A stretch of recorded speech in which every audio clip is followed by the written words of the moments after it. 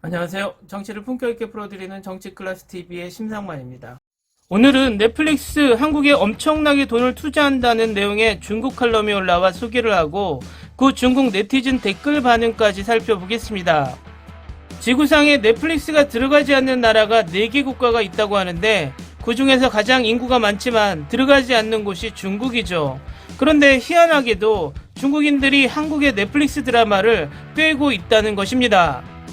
결국 중국이 한국 드라마나 영화를 볼 수 있는 경로는 어둠의 경로밖에 없는데 이런 모든 칼럼이나 댓글들이 본인들이 불법으로 한국의 영화와 드라마를 보고 있다는 것을 시인한다는 것입니다. 일단 칼럼의 내용을 보시겠습니다. 올해 2월 넷플릭스가 한국 돈 5,500억 원을 투자하여 한국 드라마를 제작한다고 밝혔습니다. 이는 작년 넷플릭스 총 수입이 한국 돈 46억임에도 불구하고 그들이 얼마나 한국 시장을 중시하는지 보여주고 있습니다. 그럼 오늘은 넷플릭스가 최근 몇 년간 얼마나 많은 한국 영화 드라마에 투자하고 합작했는지 알아보겠습니다. 넷플릭스의 첫 번째 한국 영화는 봉준호 감독의 옥자로 2017년 상영되었고 도반 평점 6.7점으로 그 해에 황금 종려상에 노미네이트 되었습니다. 옥자는 사람이 아니고 변종 암돼지입니다. 미래 인류의 식량 부족으로 옥자와 같은 슈퍼돼지가 모두의 식량 문제를 해결하기 위해 이런 돼지들을 세계 각지에 투입하여 10년 뒤에 회수하는 계획을 추진합니다.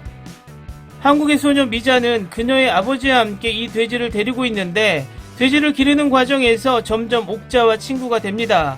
10년의 기한이 다가왔고 옥자는 곧 뉴욕으로 보내져 모두의 식탁 위에 음식이 될 위기에 처했는데 미자가 필사적으로 옥자를 구하려 하는 내용입니다.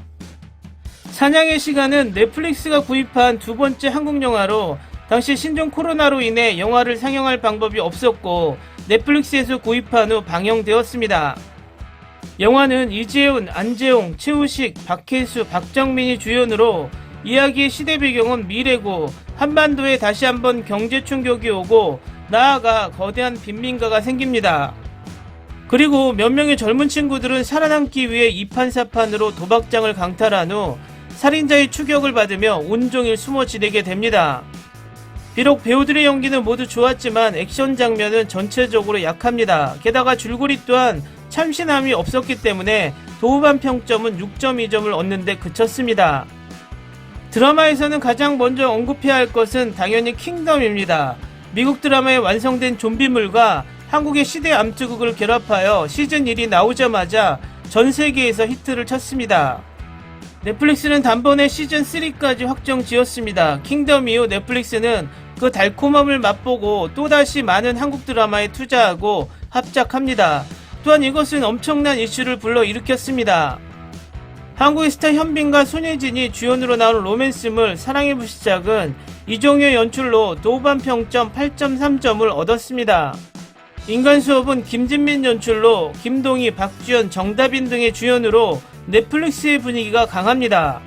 소재가 강하고 학교폭력, 청소년 범죄 및 원조교제 문제 등이 연관되어 있습니다.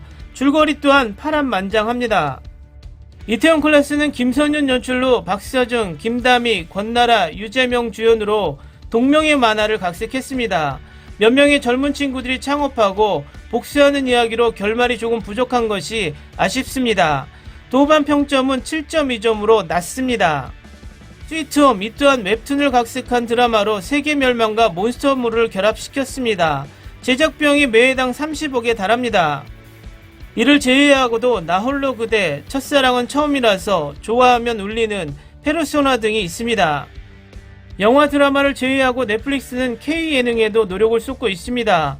범인은 바로 너, 앞서 엑스맨, 패밀리가 떴다, 러닝맨 등의 프로그램을 제작한 장혁재 PD, 조효진 PD, 김주영 PD 등이 공동 제작했고 유재석, 이광수, 박민영, 안재욱, 김종민, 오세훈, 김세정 등이 출연했습니다.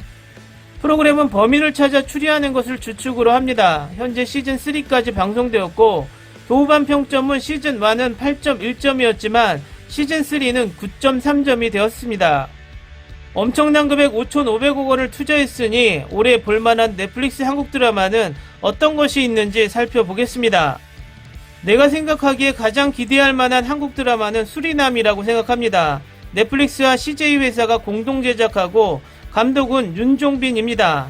대표작은 공작, 검사 외전, 범죄와의 전쟁 등이 있습니다. 주연 라인업은 더 대단한데 황정민과 하정우가 맡습니다. 350억 원을 투자했지만 6부작밖에 되지 않아 매회 50억이 넘습니다. 황정민은 악역으로 출연하며 마약왕 역을 맡습니다. 반면 하정우는 국가정보기관을 도와 마약왕을 검거하는 데 협조하는 역을 맡습니다. 4월에 찍을 예정이고 방영일은 아직 미정입니다.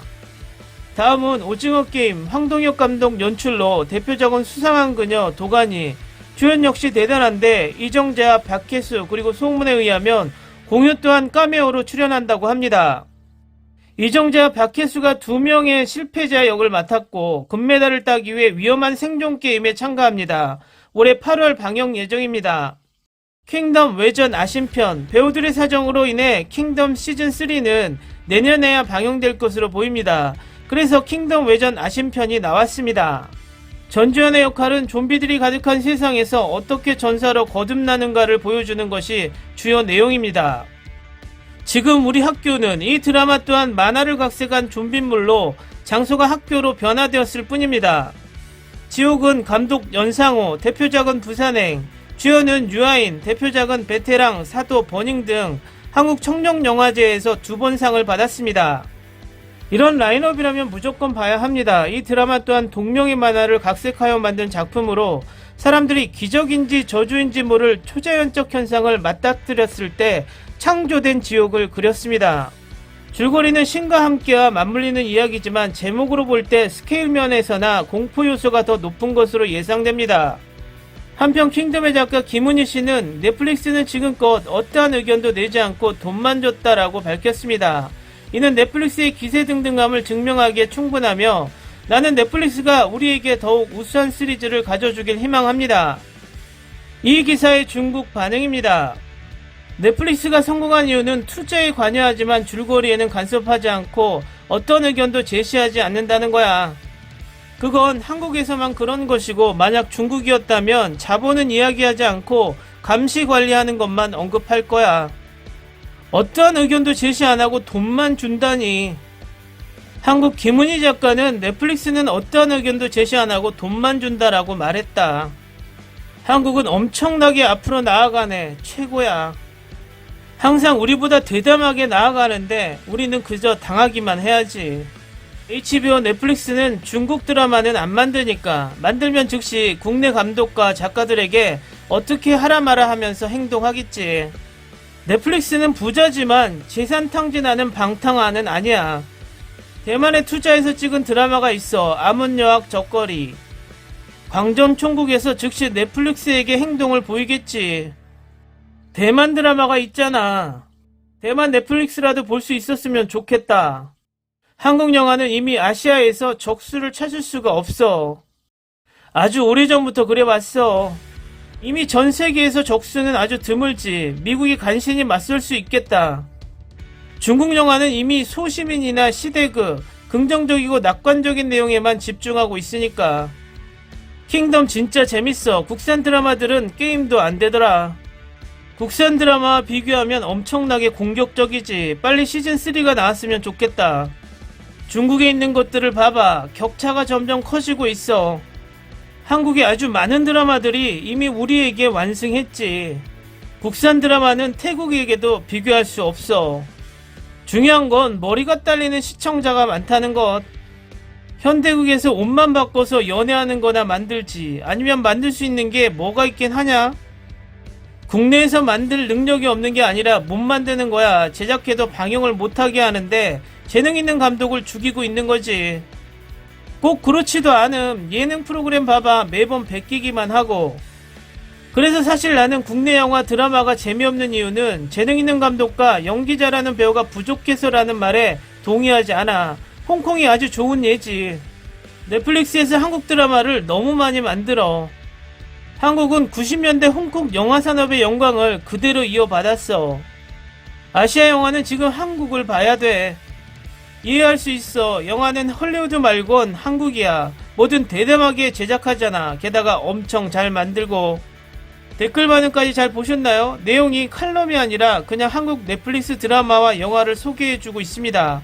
위에 말했듯 본인들이 이것을 볼 수 있는 방법은 불법밖에 없는데 대놓고 불법이라도 보고 싶게 선전을 해주고 있네요. 그리고 칼럼 내용도 틀렸습니다. 넷플릭스 한국 내 수입이 46억이라 썼지만 추정 수입은 5천억 원 이상이라 예상되고 글로벌 매출은 2020년 기준 27조로 알려졌습니다. 어쨌든 지난번에도 거론했었는데 중국 드라마 영화 시장이 발전하려면 표현의 자유를 보장해줘야 하지만 현실적으로 불가능하고 요즘 중국 드라마나 영화를 보면 CG만 덕칠해서 이게 드라마인지 만화인지 구별이 안 되더군요. 어쨌든 하나령이 내려졌어도 암암내 중국인들은 한국 드라마 영화를 엄청나게 볼 것이고 계속해서 자신들의 드라마 영화 비교하면서 우울감에 빠질 것 같네요. 오늘은 여기까지 하겠습니다. 오늘도 생활 속 거리두기 꼭 실천합시다. 당신의 구독과 좋아요는 저에게 큰 힘이 됩니다. 항상 시청해주셔서 고맙습니다.